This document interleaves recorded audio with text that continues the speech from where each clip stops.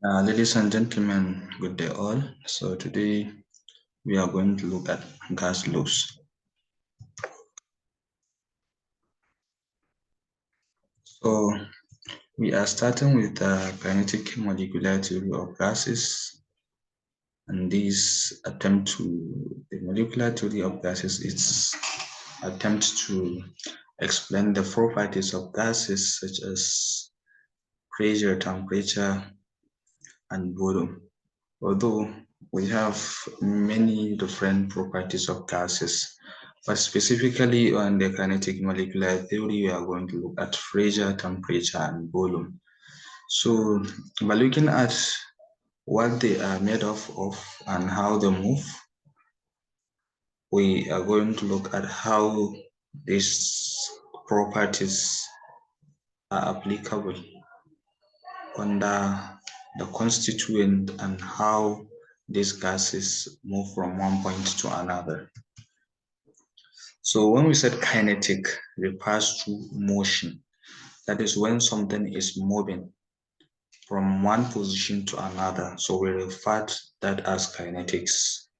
So the energy an object has because of its motion is called kinetic energy. So if you have let's say an object moving with an energy, so the energy of that object when moving is also referred to as kinetic energy. So we have typical example. A ball rolling down a hill has kinetic energy. So this is a hill and this is the ball. So see the ball now is rolling down because of its energy. So those energy that this ball is using to roll down is what we call kinetic energy. So then the next thing is kinetic molecular theory. The kinetic molecular theory of gases, we have main three components of that. So number one, if we have a gaseous molecules inside a container, those gaseous molecules can easily collide with one another, collide with the walls of the container. So when we said collision, what is collision? It means when you have an object, one is striking one another. So that kind of activity is what you call collision. If you have your hand, let's say this is my hand and this hand now strike this, so this is collision. So, and these collisions are of two types. We have two types of collision. We have elastic collision and we have inelastic collision. When we said elastic collision is a collision in which when an object strikes one another or strike the walls of the container, they will rebound back. So as a result of that, meaning that they will gain their energy and their kinetic energy momentum will be conserved. So that is why in collisions, which is elastic, there is no gain or loss in energy when the gaseous molecules collide. So the energy remains the way it is. And then also gas molecules take off no space because they are very small, so they do not actually occupy a space. And number three, gas molecules are usually in constant linear and random motion. So they are always moving. Okay, then the next thing is kinetic molecular theory. How does kinetic theory explain gas pressure? So what is a gas pressure? Gas pressure results from fast moving gas particles colliding with the side of the container. So if you have a gaseous molecules or a gaseous particles collide with the side of a container, so that pressure exerted by the gas on the walls of the container is what you call a gas pressure. So the more the collisions, the higher the pressure. So you have to understand that collisions is directly proportional to higher pressure. So the more we have the collisions, the more we will have the higher pressure. And then kinetic theory, and how does it explain, or how is the temperature related with the kinetic energy? Yeah, of course, if we have, let's see, a gaseous molecules, the more you increase the temperature, for example, let's say you have a boiling water, the higher the temperature you apply, the higher the vibration and the movement of the particles. So that is where temperature and kinetic energy are directly related. So the higher the temperature, the higher the kinetic energy. So under kinetic molecular theory, several laws were developed, and this law help to calculate the changes in pressure, temperature, and volume of gases. So now we are going to consider 6 basic laws. So we have Boyle's law, Charles' law, Guy-Lussac's law, Avogadro's law, ideal gas law, and then Dalton's law of partial pressure. Now we are going to look at them. So now we also need to understand the units. The unit is also very important in this law. So unit used to describe gas samples. So if we are talking about volume, volume can be measured in liter, it can be measured in milliliter. So we should understand that 1 liter is equal to 1000 ml or 1000 centimeter cube. So the temperature we usually use in gas law is Kelvin. So to convert temperature to Kelvin, you need to take the temperature given in degrees centigrade and you add it with 273. So whatever you have the temperature in Kelvin in total. Then we also have pressure. So pressure also have multiple units. We have atmosphere, we have kilopascal, we have torr, and we have millimeter mercury. So 1 atm is exactly the same as 101.3 kilopascal, and 1 atm is exactly the same as 760 millimeter mercury. Also 1 atm is exactly the same as 760 torr. So we also have standard temperature and pressure. So the standard temperature is 273 Kelvin, while the standard pressure is 1 atm. We also have standard volume, which is 22.4 dm cube. So now we are starting with Boyle's law. So the Boyle's law said that at a constant temperature, the volume of the gas increases as the pressure decreases. And the volume of the gas decreases and the pressure increases. So this is just to show you that the relationship between this is a volume and this is a pressure. So you can see that from this graph, you will understand that if your volume is high, look at this peak. If the pressure is very high, the volume is high, then of course the pressure will be going down. So this is actually very important, so that we'll have to understand that the increase in volume leads to decrease in pressure. So at the end, we know that if we set proportionality, we know the sign. So at the end, we'll arrive at Phi1 V1 is equal to Phi2 V2. So this is the general formula for Boyle's law. So if you squeeze a gas sample, you make its volume smaller. So assuming you have a balloon, you press that balloon. So when you press that balloon, it means that you apply high pressure. And of course, the size of the balloon will decrease. So it means that the volume is decreased. So this is simple scenario on this. So look at this is an example. Let's say you have two samples. Let's say you have A and B. And this is a syringe, A and B. So at the same temperature, yes, at constant temperature, look at how this is the piston of it, And look at this. So you see now there is no pressure, so the volume is 100 mil at 25 degrees centigrade. So of course we said volume is, so the temperature is the same. So at the same 25 degrees centigrade, because the pressure is applied, so the volume is now decreased to 50 mil. So this is the Boyle's law. So in which system is the pressure higher, which has the greater number of collision with the walls and each other? Of course, the one that the piston is pressed down, the pressure will be high, because as you apply the pressure, the gaseous molecules inside the syringe will have a limited space.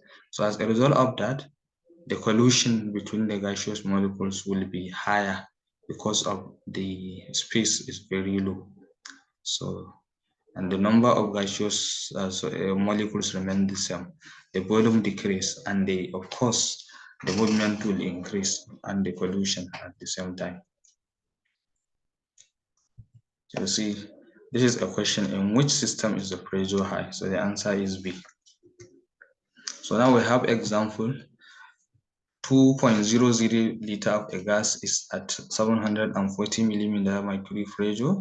What is its volume at 760 millimeter mercury? So you see from here we have V1 and we have 740 as our P1. Then we have P2 as 760. So we are to get P2 is simple. So you see you now 2 for volume times 740 for P is equal to this. Then we now divided both sides. Then at the end we have V equals to 1.95 liter. So this is an example. So the next thing now is Charles law. So what is Charles law? The Charles law is also applied at constant pressure. So the volume of a gas increases as the pressure of as the temperature of the gas increases. So this is two things. We need to understand that in Boyle's law, one of the parameter increase and the other one decrease. So, but in this one, all the two increase. That is the temperature and pressure. The temperature and the volume are directly related. So, since they are directly related, it means that if the volume increases, then the temperature will increase, and if the temperature increases, then the volume will increase. So that is why, look at this graph: a volume on the y-axis and the temperature on the x-axis, and you see that the graph is straight. So it means that they are directly related. So increasing the temperature of the gas increases the speed of the gas particles, which collide more often and which more forces causing the walls of a flexible container expand. So think of hot air balloons. Yeah, of course. So you see, if the temperature increases, then the speed of the particles will increase. So if the speed of the particles increases, of course, the collision will be high. So as a result of that higher collision, then high force will actually increases, and the force will now cause the container to expand. So the expansion leads to increase in volume. So that is where temperature increases and the volume also increases at the same time. Then the next thing is we have this Charles law example. So we see we have 4.40 liter of a gas is collected at 50 degrees centigrade. Then what will be its volume often cooling to 25 degrees centigrade? So you see now the volume is the temperature decreases from 50 to 25 degrees centigrade. So for first you must convert temperature from Celsius to Kelvin. So remember I told you this, temperature must always be in Kelvin. So how do you do that? Remember I told you to convert temperature to Kelvin. We'll now say 25 degrees centigrade plus 273. So look at it. For T1 we have 225 plus 50, we have 323, and we have 273 plus 25, we have 298. So we have this. Then we now use our formula. Of course, our V1 is 4.01. So we have 4.01 divided by 323 is equal to V2 all over 298 Kelvin. Then at the end, We now make V the subject of the formula, and finally we have V2 is equal to 4.06 liter. Then the next thing is Gay-Lussac's law of combining volume. So the Gay-Lussac's law of combining volume states that at a constant volume, the pressure of a gas. So if the pressure is constant, then if the volume is constant, so the pressure of a gas increases as the temperature of the gas increases. So this just is trying to give us a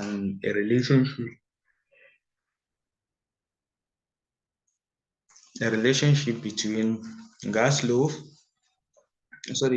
pressure and the temperature. And of course, since they are directly related, then at the end we'll have V1 over T1 is equal to V2 over T2. And look at how it is.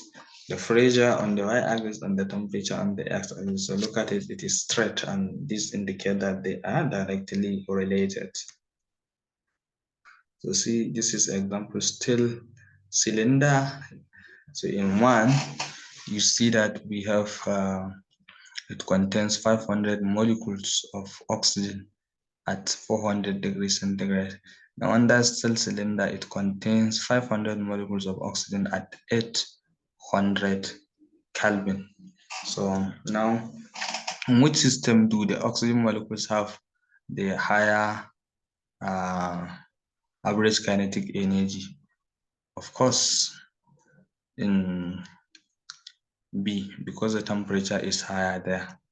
So you see, so in which system will the particle solution with the container walls have the greater force, and the most often still in B, because the temperature is higher. And in which system is the pressure higher?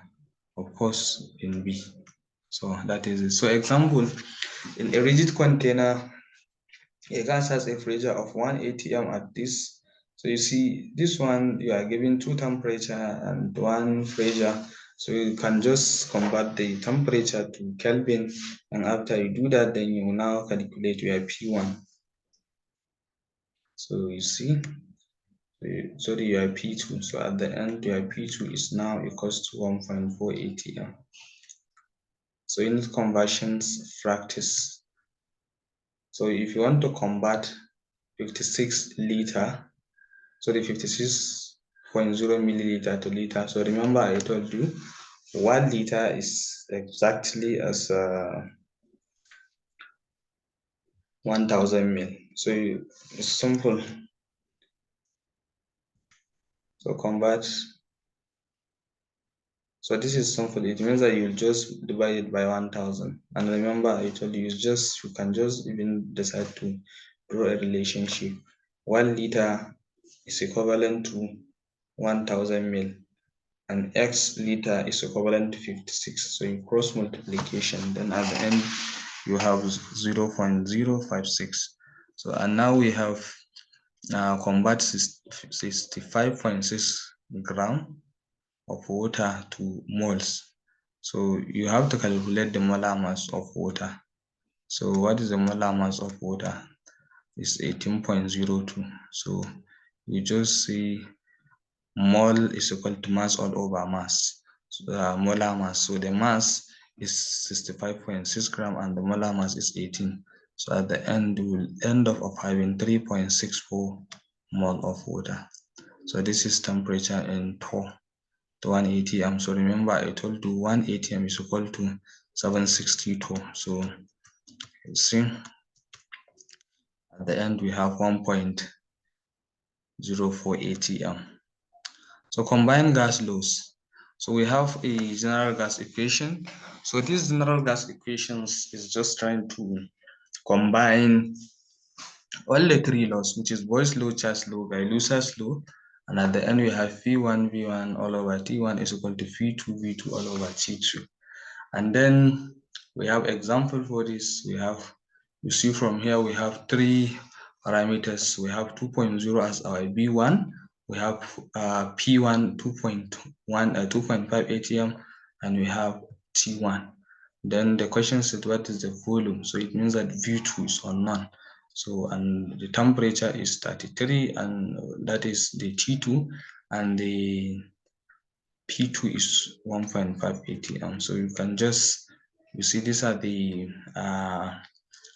data derived from the equations. Then you can just apply, and at the end V2 is 3.4 liter.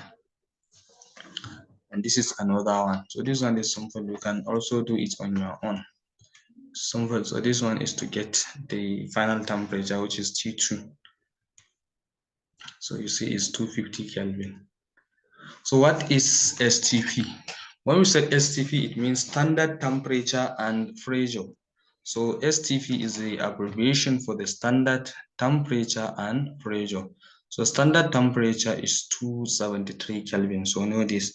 And standard pressure is 1 atm.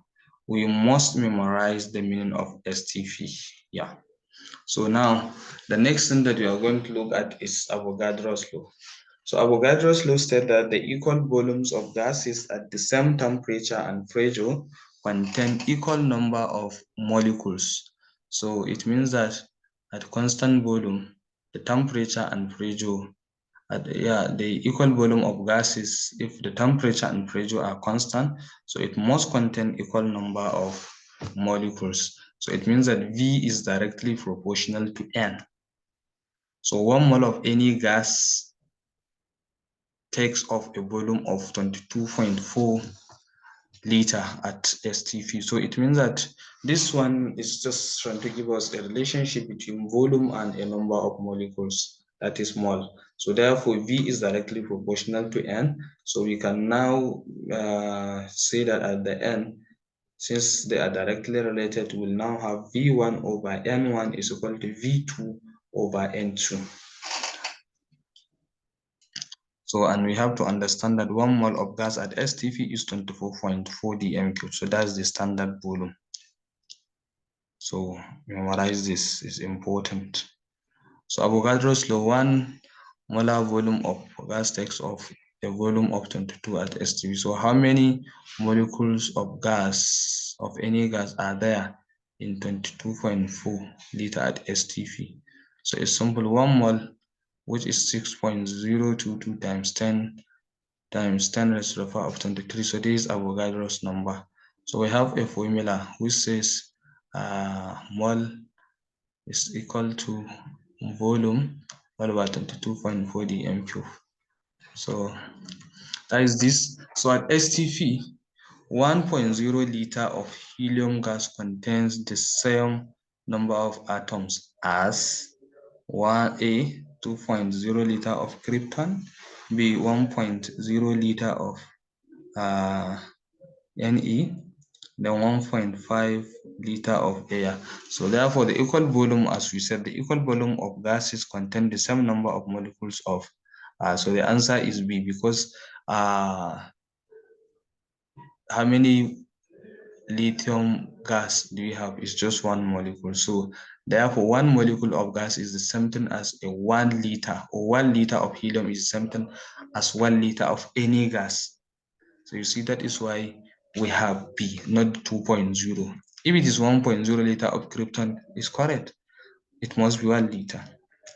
So you see, the reason is therefore equal volume of gases contain the same number of atoms or molecules. So now the next thing is ideal gas equation. This is ideal gas equation. Ideal gas equation is just give us a behavior that can be predicted by kinetic molecular theory. So as we call it ideal, or in some cases we call it perfect gases. So no gases are truly ideal because no gas totally obeys all of the gas laws. So you have to understand this. And an ideal gas is an imaginary gas that is perfect and does follow everything perfectly. So this ideal gas is just trying to talk about ideal gas. When we said ideal gas, it means a perfect gas. It means that it works perfectly, no error. And we have nothing like that. So, but whenever we talk about ideal gas, so it means perfect. So we assume that all gases behave like ideal gases. So there is an ideal gas law. And that ideal gas law, there are no intermolecular forces between the gaseous molecules.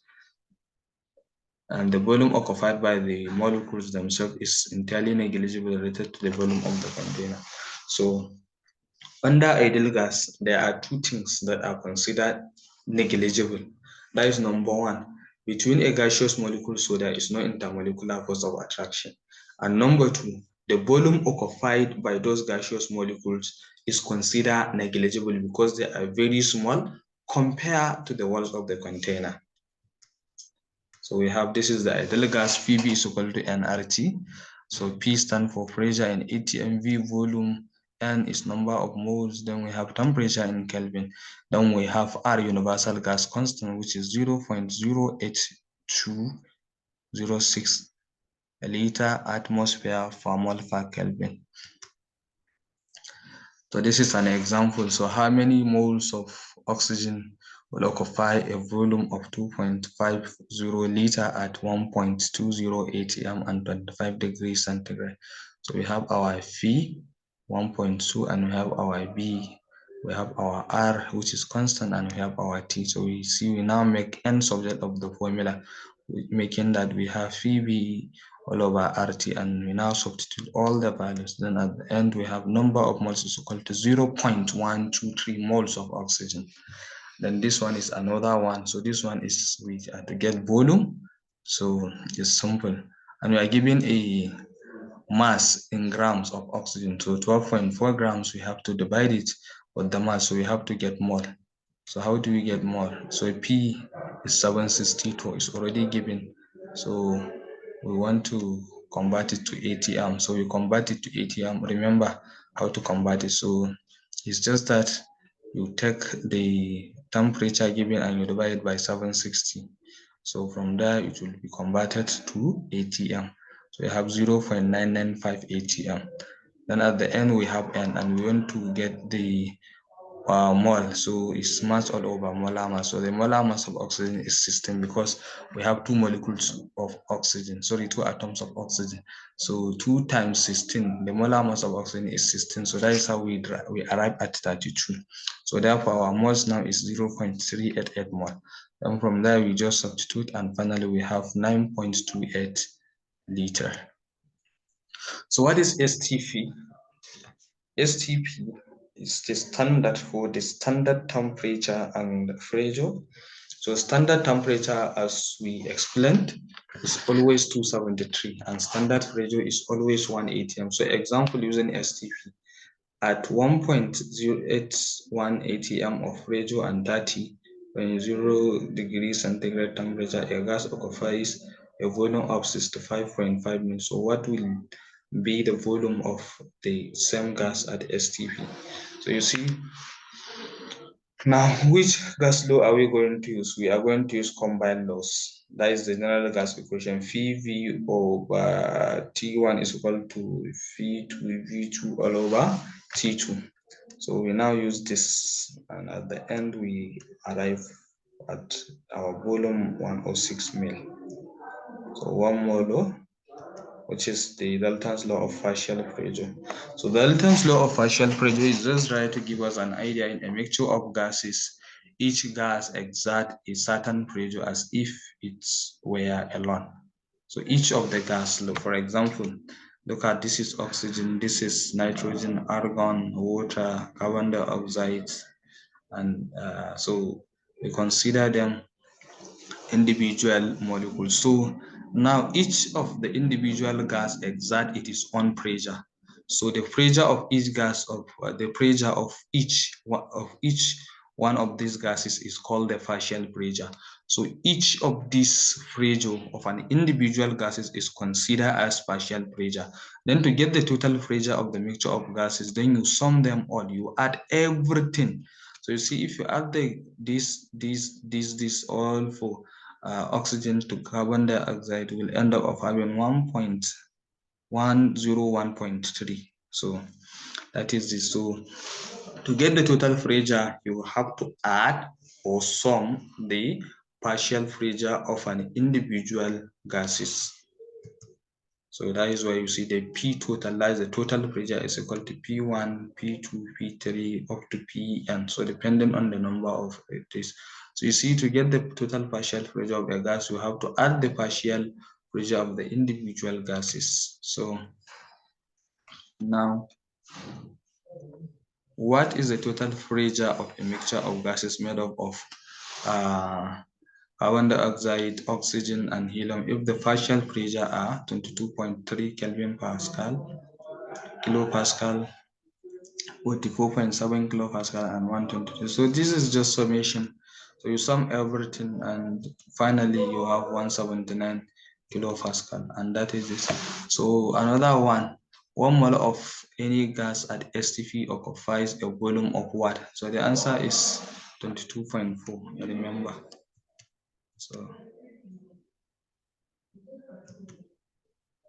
So further reaction. So assuming now we have nitrogen react with hydrogen, we have ammonia. So what volume of nitrogen gas at STP will be required to react with excess hydrogen gas to produce 0.80 liter of ammonia? So here we want to get the volume. So this one is simple. So already given that, so we can now say N is equal to volume. So simple. So I think we are going to look at this one individually from. So this is the end. Thank you for listening. So this video will be uploaded in the website, and